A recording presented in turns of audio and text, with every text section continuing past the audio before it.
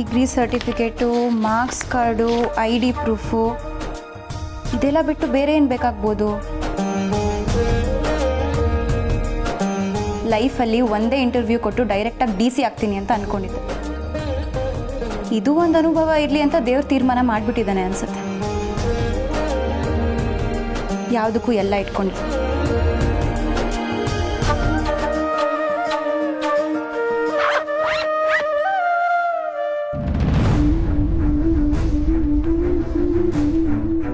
ಛೇ, ಸ್ವಲ್ಪನೂ ಶಿಸ್ತೇ ಇಲ್ಲ.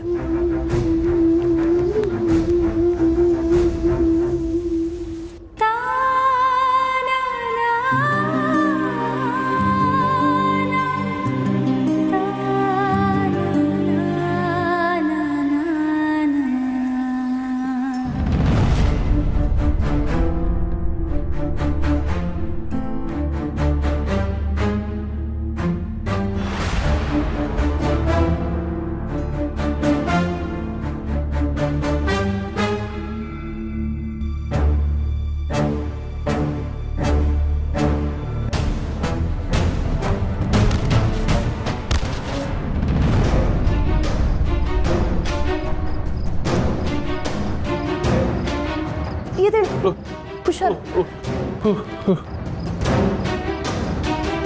ಕೂತ್ಕೊಳ್ಳಿ.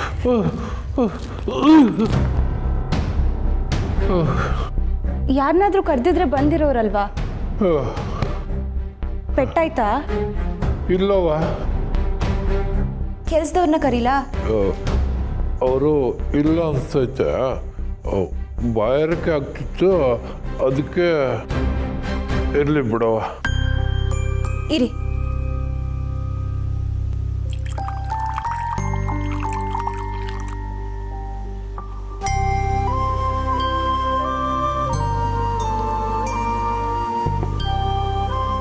ನನ್ನಿಂದ ನಿನಗೆ ತೊಂದರೆ ಆಯ್ತವ, ಕ್ಷಮಿಸು, ಕ್ಷಮಿಸವ್ವ.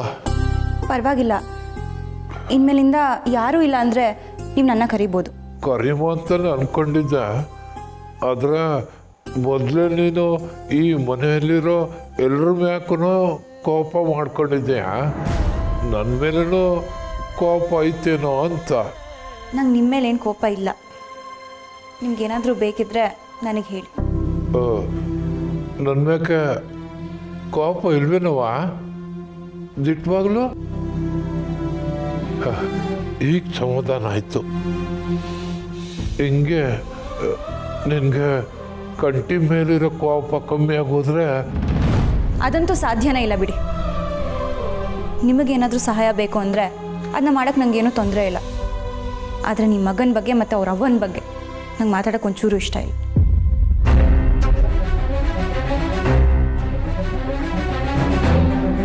ನಿಮ್ಗೆ ಇನ್ನೇನಾದರೂ ಬೇಕಿತ್ತು ಅಂದರೆ ಹೇಳಿ, ನಾನು ಹೊಸವತ್ತಿಗೆ ಹೇಳ್ಬಿಟ್ಟು ಹೋಗ್ತೀನಿ.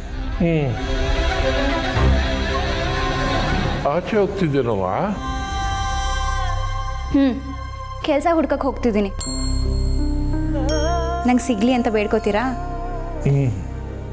ಸರಿ, ನಾನು ಹೊರಡ್ತೀನಿ. ಸರಿ. ಓ, ಹೊಸವತ್ತಿಗೆ ಬಂದರು. ಅದಕ್ಕೆ ಸ್ವಲ್ಪ ಹುಷಾರಾಗಿ ನೋಡ್ಕೊಳ್ಳಿ. ಮಾವಯ್ಯ ನೀರು ತೊಗೊಳಕ್ಕೆ ಹೋಗಿ ಬಿದ್ದೋದ್ರು. ನನಗೆ ಲೇಟ್ ಆಗ್ತಿದೆ, ನಾನು ಹೊರಡ್ತೀನಿ.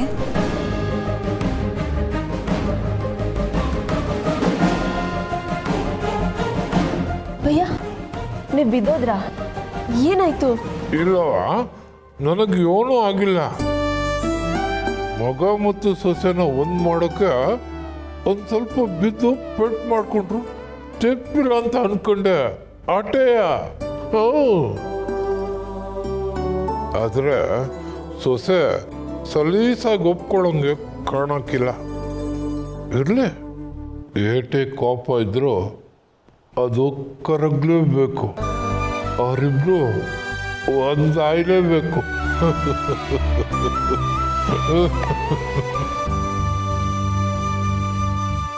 ಕಾಳೆ, ದಿಟ್ವಾಲು ನಾನು ಹಂಗೆಲ್ಲ ಮಾಡೋದ್ನಾ? ಸದ್ಯ ನೀನ್ ನೆಂಡ್ರು ಅಂತ ಅವಳ ಮನೆಗೆ ಹೋಗ್ಲಿಲ್ವಲ್ಲ? ಸುಮ್ಕೆ ರಜೆ, ನನ್ಗೇನೇ ಆದ್ರೂ ನೀನೇ ನನ್ನ ಹೆಂಡ್ರು. ಆದ್ರೂ ಬಾಬು, ಇಟ್ಟು ದಿಮಾಕ್ನಾಗೆ ಬಂಗಾರಮ್ಮನ ಮನೆ ತಾ ಹೋಗಿ ಸೇಮವಾಗಿ ಬಂದಿರೋ ಗಂಡಸು ಅಂತಂದ್ರೆ ನೀನು ಒಬ್ಬನೇ ಇರ್ಬೇಕು ನೋಡು. ಅಕ್ಕೋ ಬಾವ ಕುಡ್ದಿದ್ದು ನೋಡಿನೂ ಸ್ನೇಹ ಏನೂ ಮಾತಾಡಿಲ್ವಲ್ಲ,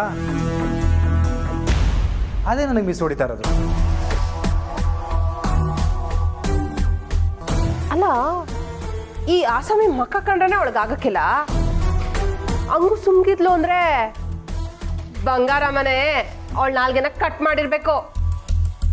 ಅಯ್ಯೋ, ಅದನ್ನ ನೋಡಕ್ ನಾನು ಅಲ್ಲಿರ್ಲಿಲ್ವೇ. ಛೇ, ಅಲ್ಲ ಬಾಬು, ಅಲ್ಲಿ ಸಾಕು ಸುಮ್ತಿರ್ಲ. ಹೇಳಿದ್ದಿನ್ನೇ ತಿರುಗಿ ಮರುಗಿ ಸಲ ಅಂತ ಹೇಳ್ತೀಯ. ಅಜಯ್, ಯಾಕೋ ಓಸಿ ತಲೆ ಸಿಡಿತೈತೆ. ಸ್ಟ್ರಾಂಗ್ ಆಗಿ ಒಂದು ಕಪ್ ಬಿಸಿ ಬಿಸಿ ಕಾಫಿ ಮಾಡ್ಕೊಂಡ್ಬಂದ್ಬಿಡು. ಯವಿ ಯವಿ ಯವಿ ಯವಿ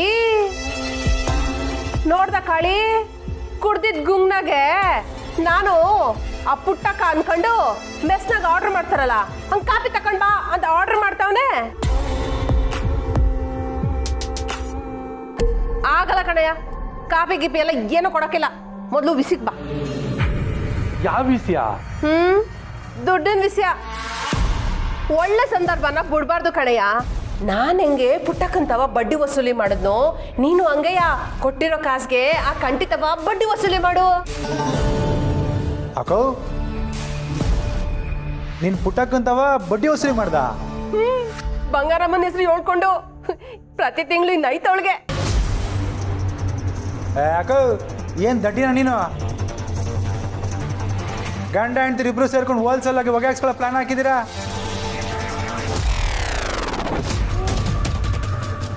ಯಾಕ್ಲಾ? ಅಕ್ಕೋ, ಈಸೆ ಬಂಗಾರಮ್ಮಂಗೆ ಗೊತ್ತಾ? ಗೊತ್ತು, ಆದ್ರೆ ಗೊತ್ತಿಲ್ಲ. ಅಕ್ಕೋ, ಕರೆಕ್ಟಾಗಿ ಹೇಳು, ಗೊತ್ತೋ ಇಲ್ವೋ? ಗೊತ್ತಿಲ್ಲ ಕಲ. ಇವಳೆ ವಸೂಲಿಗೆ ಇಳಿದವಳೆ. ಅಯ್ಯಯ್ಯಪ್ಪೋ, ನಾನು ಊರ್ಬಿಟ್ಬಿಡ್ತೀನಿ. ಅಕ್ಕೋ, ಆ ಬಂಗಾರಮ್ಮನ ಹೆಸರು ಹೇಳ್ಕೊಂಡು ಬಡ್ಡಿ ವಸೂಲಿ ಮಾಡಿದ್ರ ಕತೆ ಏನಾಗಿದೆ ಅಂತ ದಯವಿಟ್ಟು ಬೇಗ ಮರ್ತ್ಬಿಟ್ರಾ?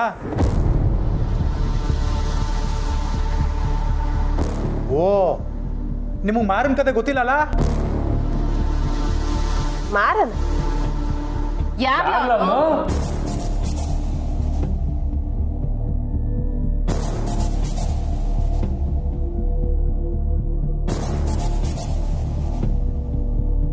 ಆ ಮಾರ ಅಂತಿಂತವನಲ್ಲ,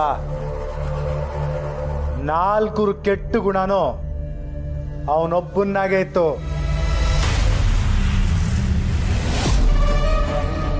ಬಡ್ಡಿ ಕಟ್ಟೋರು ನಕ್ರ ಮಾಡಿದ್ರೆ ಅವನೊಂದು ಆವಾಜ್ಗೆನೆ ಕಾಸು ಕೊಟ್ಟು ಓಡೋರು. ಅಂಥವನ್ ಗತಿ ಏನಾಯ್ತು ಗೊತ್ತಾ? ಬಂಗಾರಮ್ಮನ ಹೆಸರು ಹೇಳ್ಕೊಂಡು ಊರ್ ಜನರ ಹತ್ರ ಬಡ್ಡಿ ವಸೂಲಿ ಮಾಡ್ತಿದ್ದ. ಅವನ್ ಮಾಡಿದ ತೆಪ್ಪಿಗೆ ಕಂಟಿ ಊರ್ ಜನರು ಮುಂದೆ ಇಟ್ಟಾಡಿಸ್ಕೊಂಡು ಹೊಡೆದ.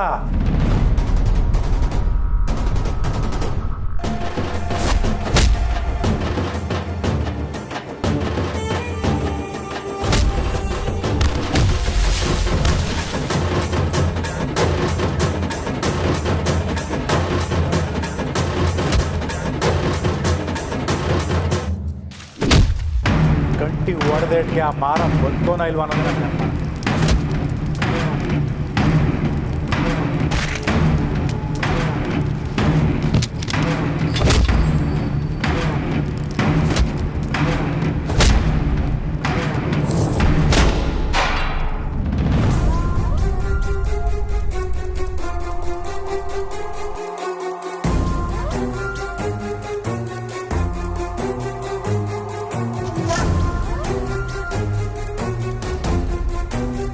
ಅಕ್ಕೋ ಬಾಬು, ಏನ್ ಗಂಡ ಹೆಂಡ್ತೀರಿ ಇಬ್ರುವೆ ಮಾರಿನ ಕಥೆ ಕೇಳ್ದಟ್ಗೆ ನೀರಿಗೆ ಬಿದ್ದು ಬೆಕ್ಕನಾಗ ಹಾಕ್ಬಿಟ್ರಿ.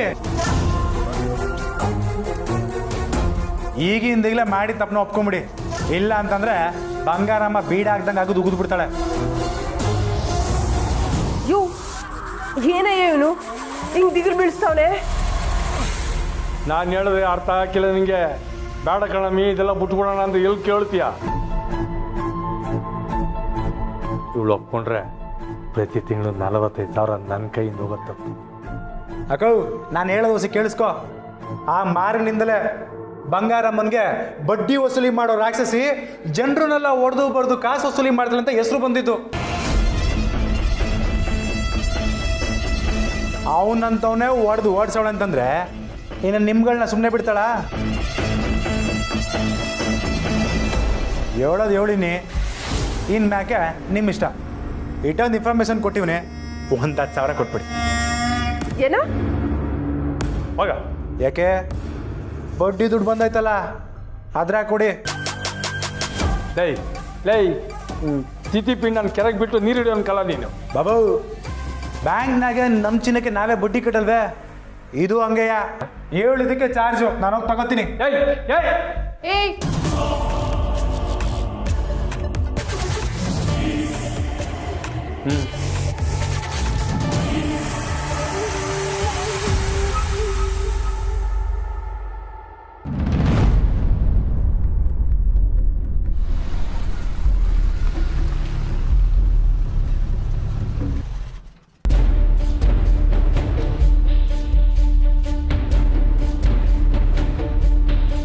ಅಣ್ಣಯ್ಯ,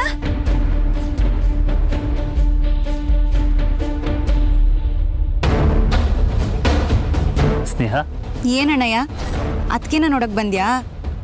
ಇಷ್ಟು ಧೈರ್ಯವಾಗಿ ಸೀದಾ ಮನೆಗೆ ಬಂದ್ಬಿಟ್ಟಿದ್ಯಾ? ಇಲ್ಲ ಸ್ನೇಹ, ನಿಮ್ಮ ಅತ್ತೆನೇ ಬರೋದಕ್ಕೆ ಹೇಳಿದ್ದು. ನಿಮ್ಮತ್ತೆ ಅಂತ ಹೇಳು ಅಣ್ಣಯ್ಯ. ಯಾಕಂತೆ? ಗೊತ್ತಿಲ್ಲ, ಏನೋ ಮಾತಾಡಬೇಕು ಅಂತ ಹೇಳಿದ್ರು. ಸರಿ, ಬಾ ಬಾ ಅಣ್ಣಯ್ಯ. ವಾ ಅಳಿ ಅಂದರೆ ಬಂದ್ರಾ? ನಾನು ನಿಮ್ಮ ಸ್ವಾಗತ ಮಾಡೋಣ ಅಂದ್ಕೊಂಡ್ರೆ ನಿಮ್ಮ ತಂಗಿಯವನ್ನೇ ಮೊದಲು ಸ್ವಾಗತ ಮಾಡಿಬಿಟ್ಲು. ಇರಿ, ಪರವಾಗಿಲ್ಲ, ಕುಂತ್ಕೊಳ್ಳಿ. ಪರವಾಗಿಲ್ಲ ಅತ್ತೆ. ಹೆಂಗು ಇವಳು ಇಲ್ಲೇ ಅವಳಲ್ಲ, ಒಳ್ಳೇದಾಯ್ತು. ನಾನು ನಿಮ್ಮ ತವ ಬಸಿ ಮಾತಾಡಬೇಕು, ಕುಂತ್ಕೊಳ್ಳಿ.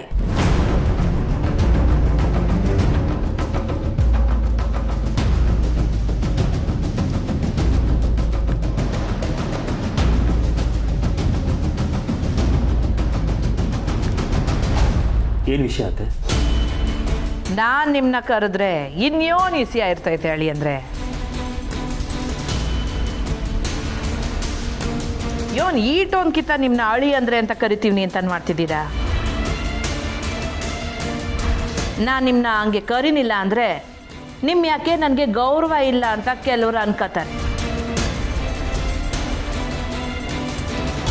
ನಿಂತ್ಕ,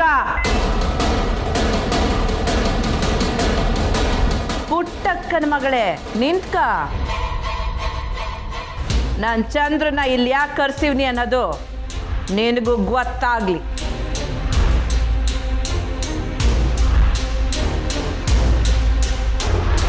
ನೋಡಿ, ನಿಮ್ಮವ್ವ ಇವಳು ನೆಪ ಮಾಡ್ಕೊಂಡು ಈ ನಡುವೆ ನಮ್ಮ ಮನೆಗೆ ಬರೋದು ಹೆಚ್ಚಾಗೈತೆ.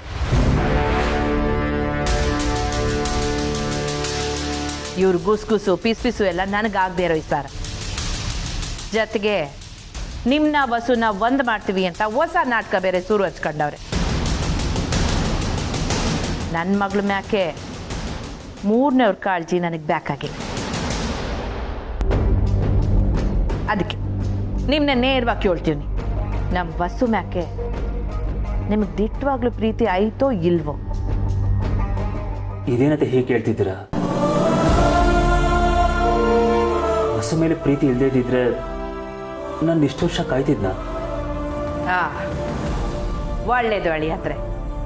ಹಂಗಾರೆ ವಸುನ ನಿಮ್ಮ ಜೊತೆ ಕಳ್ಸಕ್ಕೆ ನಂದೇನು ಅಭ್ಯಂತರ ಇಲ್ಲ.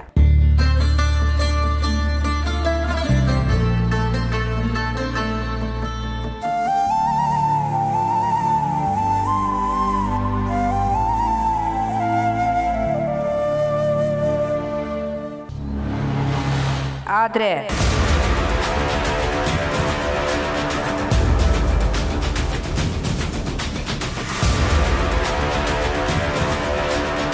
ವಸು ನಂಜಮ್ಮ ಇರೋ ಮನೆಯಾಗಿರಾಕಿಲ್ಲ.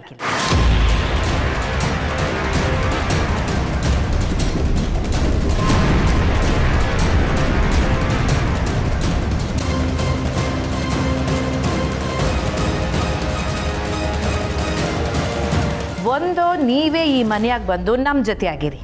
ಇಲ್ಲ ಅಂದ್ರೆ ನೀವಿಬ್ರು ಬ್ಯಾರೆ ಮನೆ ಮಾಡ್ಕೊಂಡು ಒಟ್ಟಿಗಿರಿ.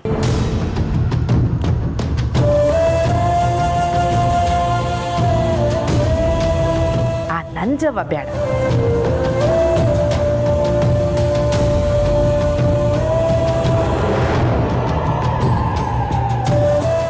ಸೌದೆನ ಬೇರೆ ಮಾಡಿ ನಿಮ್ಮ ಮಗಳು ಖುಷಿಯಾಗಿರ್ತಾರೆ ಅಂತ ಅನ್ಕೊಂಡಿದ್ದೀರಾ? ಇರ್ತಾಳೆ. ಈಗ ನೀನಿಲ್ವೇ ನನ್ನ ಕಂಟಿನ ದೂರ ಮಾಡಿ ಕುಸ್ಸಿಯಾಗಿ ಇದೆಯಲ್ಲ.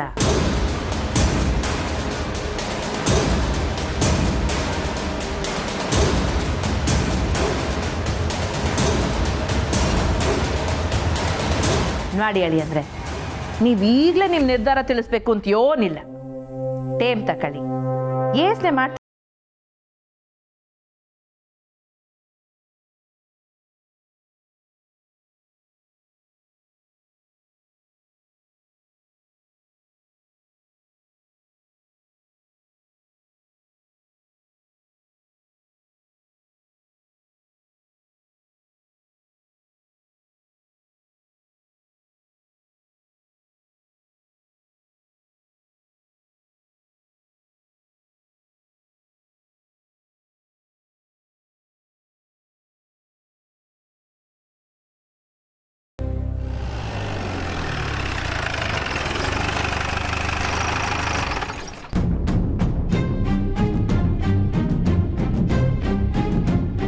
ಏನಮ್ಮಣ್ಣ ಆರಾಮಾಗಿದ್ದೀರಾ?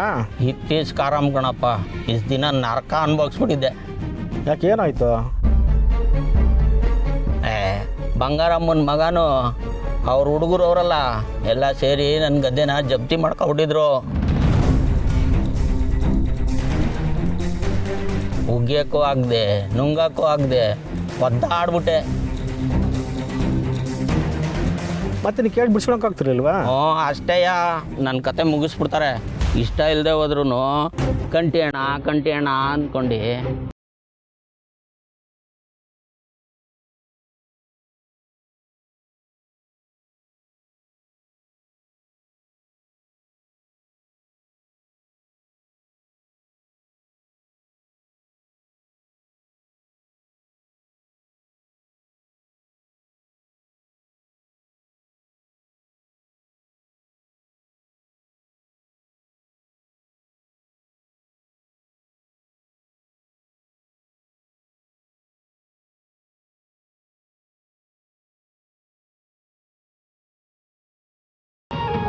ಏನೇ ಆದರೂ ಅವ್ರಂಗೆ ಮಾಡ್ತಾರೆ. ಏನು ಮಾಡೋಣ?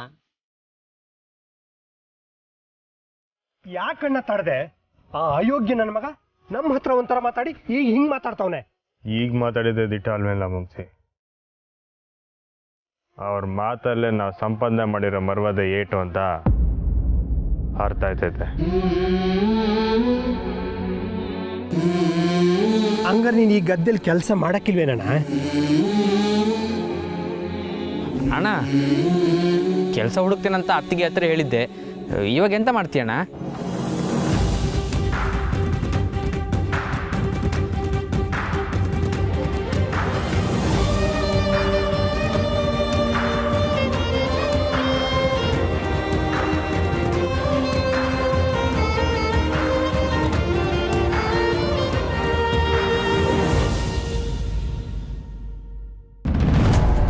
ನೀನು ಅವ್ರ ಮಾತನ್ನ ಸೀರಿಯಸ್ ಆಗಿ ತಗೋಬೇಡ ಅಣ್ಣಯ್ಯ. ಅವ್ರ ಮಗ ಏನ್ ಬೇಕಾದ್ರೂ ಮಾಡ್ಬೋದಂತೆ, ನೀನ್ ಮಾತ್ರ ನಿಮ್ಮ ಅಮ್ಮನ ಬಿಟ್ಟು ಬರ್ಬೇಕಂತೆ. ಆಹಾ, ನೀನ್ ಮನ್ಸು ಮಾಡಿದ್ರೆ ಈಗಲೂ ನೀನ್ ಮಸು ಅದಕ್ಕೆನ ಕರ್ಕೊಂಡು ಹೋಗ್ಬೋದು.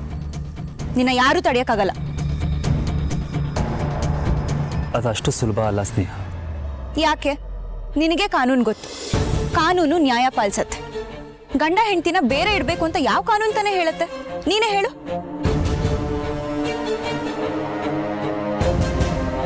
ಕಾನೂನು ಓದಿರೋನು ಹೀಗೆ ಹೇಳ್ತಿದ್ದೀನಿ ಅಂತ ಅನ್ಕೋಬೇಡ ಸ್ನೇಹ. ಜೀವನಕ್ಕೆ ಅಂತ ಒಂದು ಕಾನೂನು ಪುಸ್ತಕ ಬರೆಯೋದು ತುಂಬ ಕಷ್ಟ. ಕಾನೂನು ಬದಲಾಗಲ್ಲ, ಆದರೆ ಮನಸ್ಸುಗಳು ಬದಲಾಗ್ತವೆ. ನಾನು ನನ್ನ ಕೈಯಾರ ವಸ್ತುನ ಹೊಡೆದೆ, ಕಾನೂನು ಪ್ರಕಾರ ಅದಕ್ಕೆ ಶಿಕ್ಷೆ ಇದೆ.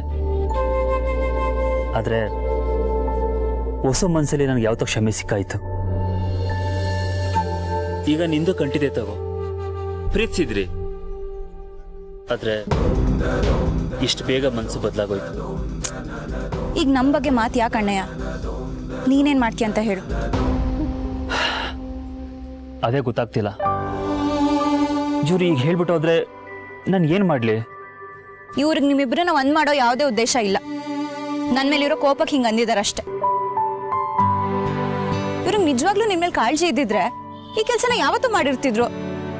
ಇದು ಯಾವುದೋ ಹೊಸ ಗೇಮ್ ಪ್ಲಾನ್ ಅಂತ ಅನಿಸ್ತಿದೆ. ಅಲ್ಲಿ ನೋಡಿದ್ರೆ ಅಮ್ಮ ಡಿವೋರ್ಸ್ ಕೊಡು ಅಂತ ಹೇಳ್ತಿದ್ದಾರೆ, ಇಲ್ಲಿ ನೋಡಿದ್ರೆ ಇವರು ಅಮ್ಮನೇ ಬಿಟ್ಟು ಬಾ ಅಂತ ಹೇಳ್ತಿದ್ದಾರೆ. ನನ್ನ ಜಾಗದಲ್ಲಿ ನೀನೇ ಇದ್ದಿದ್ರೆ ನೀನೇನು ಮಾಡ್ತಿದ್ದೆ ಸ್ನೇಹ? ಹೊಸ ಹೊತ್ತಿಗೆನ ಸೀದಾ ಕರ್ಕೊಂಡು ಹೋಗಿ ನಿಮ್ಮ ಮನೇಲೇ ಇರ್ತಿದ್ದೆ. ಅಂದರೆ ಈಗ ಕಂಟಿ ಏನು ಮಾಡ್ತಿದ್ದಾನೋ ಹಾಗೆ